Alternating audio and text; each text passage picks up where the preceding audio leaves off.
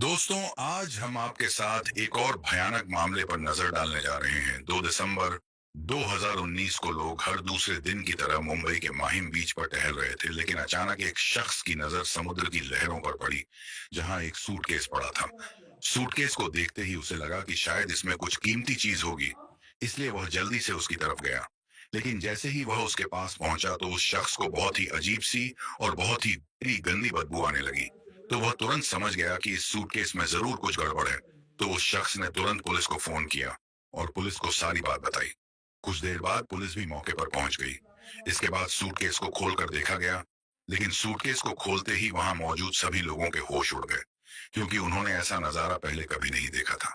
क्योंकि उस सूटकेस में एक इंसानी लाश, एक कटा हुआ हाथ और एक पैर था। और यह तो लाजमी है कि यह सब देखने के बाद हर कोई हैरान हो जाएगा। लेकिन पुलिस के लिए सबसे बड़ी बात यह थी कि वह सूटकेस समुद्र की लहरों से बहता हुआ किनारे पर आ गया था, जिसकी ना तो कोई पहचान थी और ना ही कोई सुराग। इस कारण से यह केस पुलिस के लिए बहुत बड़ी चुनौती बन गया था कि कैसे पता लगाया जाए कि यह शख्स कौन है और किसने उस शख्स की हत्या की है। लेकिन जिस तरह से पुलिस ने इस केस को सुलझाया, वह वाकई कई काबिले तारीफ है। और जैसे ही पुलिस ने उस सूटकेस को खोलकर देखा, तो उसमें एक हाथ, एक पैर और एक प्राइवेट पार्ट एक पॉलिथीन में लिपटा हुआ था। लेकिन सिर्फ इन चीजों से मृतक की पहचान करना बहुत मुश्किल था। लेकिन उस सूटकेस में सिर्फ एक चीज है जो इस पूरे केस को सुलझा देता है। उस सूटकेस में कुछ कपड़े हैं, और उन कपड़ों को उस तरह से रखा गया था ताकि उन अंगों से निकलने वाला खून उनमें फंसा रहे और उस सूटकेस से बाहर ना आ सके। इसके बाद जब उन कपड़ों की तलाशी ली गई, तो उनमें कुछ खास नहीं मिला। उन कपड़ों में एक पैंट, टी शर्ट और एक शर्ट थी। इसके बाद पुलिस ने कुछ मछुआरों को बुलाया और उनसे कहा कि आपको इस समुद्र के अंदर जाना होगा और इस तरह के सूटकेस की तलाश करनी होगी, या फिर इस तरह का कोई बैग भी हो सकता है। और ऐसा इसलिए किया गया क्योंकि संभव था कि आसपास इस व्यक्ति के बचे हुए शरीर के अंग भी सूटकेस या बैग में मिल सकते थे। लेकिन काफी प्रयास के बाद भी उन मछुआरों में कुछ नहीं मिला। इसके बाद पुलिस द्वारा सूटकेस को अस्पताल भेजा जाता है ताकि पता चल सके कि यह घटना कब हुई। उन अंगों की जांच करने पर आपको पता चलता है कि यह घटना 5 से 6 दिन पहले हुई थी, यानी यह सूटकेस 2 दिसंबर 2019 को मिला था। और इसका मतलब यह हुआ कि यह घटना 26 या 27 नवंबर को हुई थी। साथ ही जांच के दौरान उस व्यक्ति का फिंगरप्रिंट भी निकाला जाता है, जिसका फिंगरप्रिंट अपराधी के रिकॉर्ड से मैच होता है। लेकिन फिर भी पुलिस को कुछ नहीं मिलता, क्योंकि हमारे देश में अभी भी आपराधिक रिकॉर्ड रखे जाते हैं और आम लोगों का रिकॉर्ड रखना अभी भी संभव नहीं है। जबकि अमेरिका जैसे विकसित देशों में आम नागरिकों का डीएनए और फिंगरप्रिंट डाटा तक रखा जाता है। वैसे भी अब तक पुलिस के पास ऐसा कुछ नहीं था जिससे वह इस केस की गुत्थी सुलझा सके। इसीलिए इस केस को क्राइम ब्रांच को सौंप दिया जाता है, और अब क्राइम ब्रांच की टीम अपने तरीके से इस केस की जांच शुरू करती है। सबसे पहले सूटकेस की पूरी तरह से तलाशी ली जाती है और हर चीज की बारीकी से जांच की जाती है, क्योंकि सूटकेस के अलावा पुलिस के पास कोई सुराग या सबूत नहीं था। और जैसा कि मैंने आपको पहले बताया, उस सूटकेस में कुछ कपड़े थे और उन कपड़ों में सब कुछ था। लेकिन एक शर्ट भी थी जो सिली हुई थी, और उस शर्ट पर एक टैग भी था जिस पर लिखा था ऑल्मो मैनसवियर। और यह टैग इस केस को सुलझाने में बहुत अहम भूमिका निभाता है। इसके बाद क्राइम ब्रांच की टीम एलम मैसवियर के बारे में पता लगाना शुरू करती है कि आखिर यह दुकान कहाँ है। और थोड़ी जांच के बाद पुलिस को पता चलता है कि यह दुकान मुंबई के कुर्ला वेस्ट बेलगामी रोड पर मौजूद है। इसके बाद क्राइम ब्रांच की टीम बिना किसी देरी के उस दुकान पर पहुंच जाती है, और फिर पुलिस उन्हें वह शर्ट दिखाती है और उनसे पूछती है कि क्या यह शर्ट यहाँ सिली गई है, क्योंकि इस पर लगा टैग आपकी दुकान का है। इसके बाद उस दुकान पर काम करने वाले दर्जी ने कहा कि यह टैग हमारी दुकान का है, और अगर यह शर्ट हमारी दुकान पर सिली गई है तो इसका रिकॉर्ड हमारे पास जरूर होगा। इसके बाद उस दर्जी ने एक बहुत बड़ी लिस्ट बुक मंगाई, जिसमें वह हर ग्राहक के कपड़े के सैंपल का नाम लिखता था। और थोड़ी देर बाद पुलिस द्वारा दिखाई गई शर्ट से मिलता जुलता एक कपड़ा उस दर्जी को मिल जाता है, और वहां एक नाम भी लिखा होता है, और वह नाम था बेनेट रेबेल। अब पुलिस को पता चल गया कि जिस व्यक्ति ने यह शर्ट सिली थी, उसका नाम बेनेट रेबेल था। लेकिन वहां से पुलिस सिर्फ उसका नाम ही पता लगा पाई, क्योंकि उस दर्जी ने ना तो उस व्यक्ति का फोन नंबर लिखा था और ना ही उसका पता लिखा था। इसीलिए यहां से पुलिस के सामने एक और चुनौती खड़ी हो जाती है कि सिर्फ एक नाम के साथ मुंबई जैसे शहर में उस व्यक्ति को कहां खोजा जाए। आखिर वह कौन था और कहां से था, और अब पुलिस को उस दर्जी की दुकान पर खड़े रहने से कोई फायदा नहीं होने वाला था, क्योंकि वहां से उन्हें सिर्फ एक नाम के बारे में पता चला, लेकिन उसका पता नहीं मिला। इसके बाद क्राइम ब्रांच ने सोशल मीडिया का भी सहारा लिया। उन्हें लगा कि शायद ऐसा हो सकता है, उस शख्स ने सोशल मीडिया पर अकाउंट बनाया होगा और अपनी फोटो वगैरह पोस्ट की होगी। और इसी सोच के साथ क्राइम ब्रांच के सोशल मीडिया पर अब उस शख्स की तलाश शुरू हुई। सबसे पहले अपनी तलाश जारी रखी और फिर एक एक करके उन सभी की प्रोफाइल, यानी उस नाम के सभी लोगों की प्रोफाइल चेक करना शुरू कर देती है कि आखिरकार उन्होंने किस तरह की फोटो अपलोड की है। पुलिस उन सभी का डाटा अच्छे से चेक करती है ताकि उन्हें कुछ ऐसा मिले जिससे वह पता लगा सके कि जिस व्यक्ति की उन्हें तलाश है वह व्यक्ति उनमें से ही एक है। लेकिन दोस्तों, यह काम इतना आसान नहीं था जितना हम सभी सुनते आ रहे हैं। इस काम के लिए एक अलग टीम बनाई गई थी कि इस नाम के सभी प्रोफाइल को वह सभी अच्छे से चेक करें। इसीलिए पूरी मेहनत और लगन से यह चेक किया जा रहा था। आखिरकार पुलिस की यह मेहनत रंग लाई।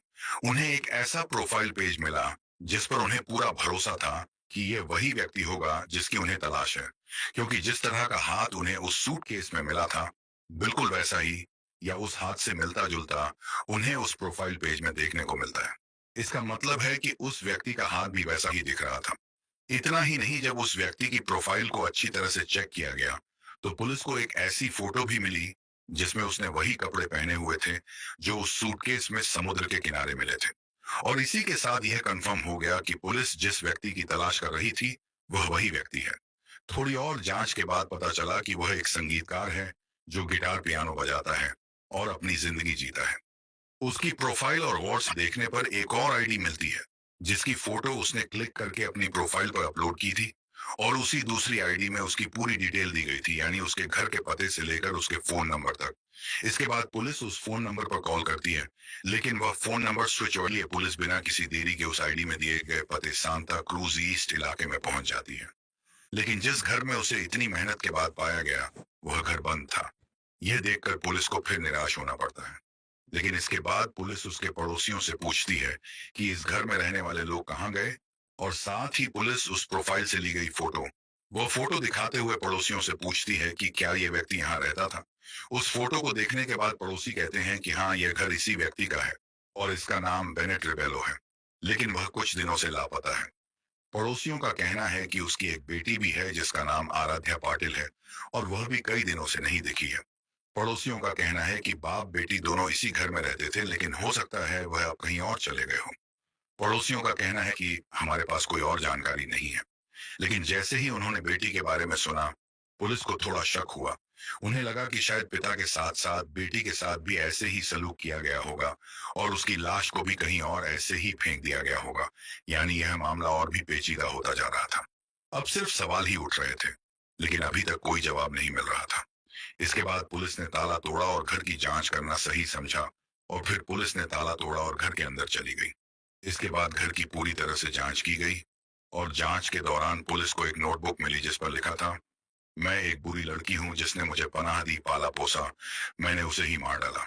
पापा मुझे माफ कर दो, बहुत बहुत माफ कर दो, मैं एक बुरी लड़की हूँ। और इन लिखी पंक्तियों में उन पुलिस वालों के लिए एक बहुत बड़ा संदेश था।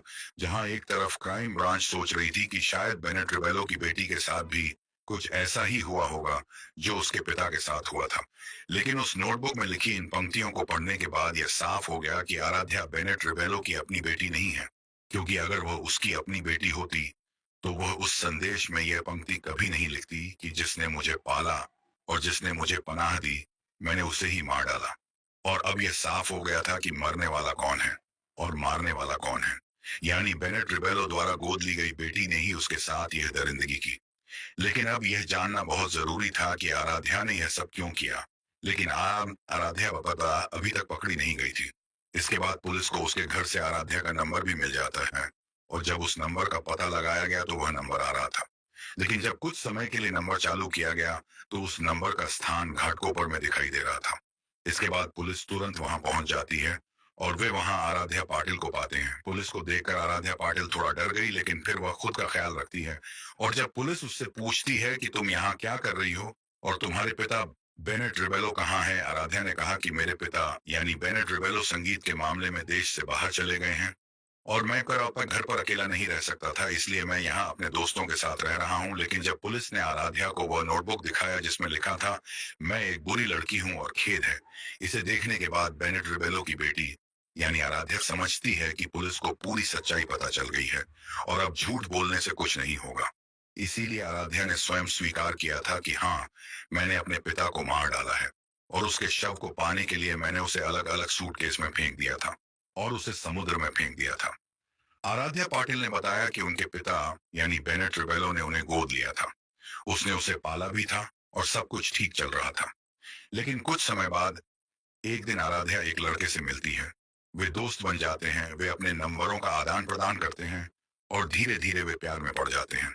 हालांकि उस समय लड़का केवल 16 साल का था और आराध्या उससे कई साल बड़ी थी।